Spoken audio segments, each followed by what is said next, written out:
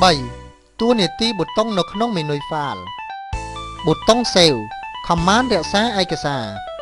ការរក្សាទុកនៅឯកសារនេះគឺវាមានសារៈសំខាន់ណាស់ចំពោះការងារផ្ទុយទៅវិញប្រសិនបើយើងមានការធ្វើប្រហែសដោយមិនបានរក្សាវាទុកទេនោះយើងនឹងបាត់បង់ឯកសាររបស់យើងជាក់ជាមិនខានរបៀប Save ឯកសារទី1គឺយើងចុចនៅលើមេនុយ File ហើយចុចនៅលើ Save ឬចុច Ctrl S នៅលើ keyboard ក៏បានរើសទីតាំងសម្រាប់ទុកឯកសារ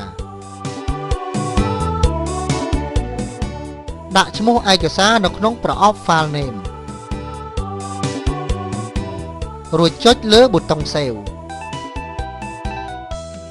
ប៊ូតុង Save As Command រក្សាឯកសារចាស់ហើយបដូរឈ្មោះថ្មីប៊ូតុងនេះគឺវាស្រដៀងនឹងប៊ូតុង Save ដែរគឺវាគ្រាន់តែខុសគ្នាត្រង់វារក្សាទ្រង់ទ្រាយដើមរបស់ឯកសារចាស់រួចបដូរដាក់ឈ្មោះថ្មីប៉ុណ្ណោះរបៀបធ្វើវាគឺយើងចុចនៅលើមេនុយ File ចុចនៅលើ Save As ឬចុច F12 នៅលើ keyboard ក៏បានរើសទីតាំងទុកឯកសារវាយបដូរឈ្មោះឯកសារនៅក្នុងប្រអប់ File Name រួចចុចលើប៊ូតុង Save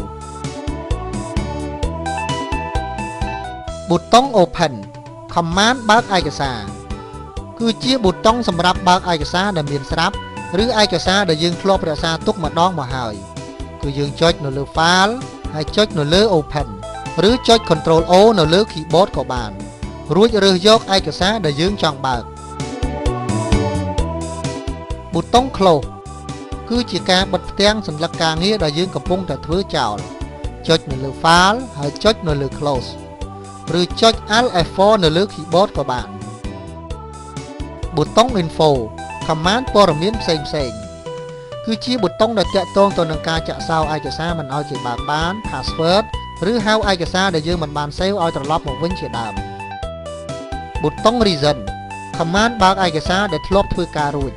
គឺជាប៊ូតុងសម្រាប់បើកឯកសារដែលយើងធ្លាប់បើកពីមុនមកហើយគឺយើងចុចនៅលើ File ហើយចុចនៅលើ Reset រួច tick នៅលើឯកសារដែលយើងចង់បើកប៊ូតុង New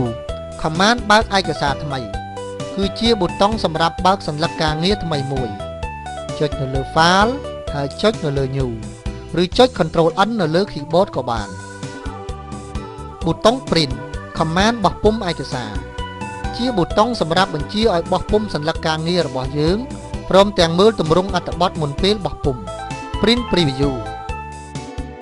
ចុចនៅលើ File ហើយចុចនៅលើ Print ឬចុច Ctrl P នៅលើ keyboard ក៏បានប៊ូតុង Exit Command ចាកចេញពី Microsoft Excel គឺបិទកម្មវិធីចោលតែម្ដង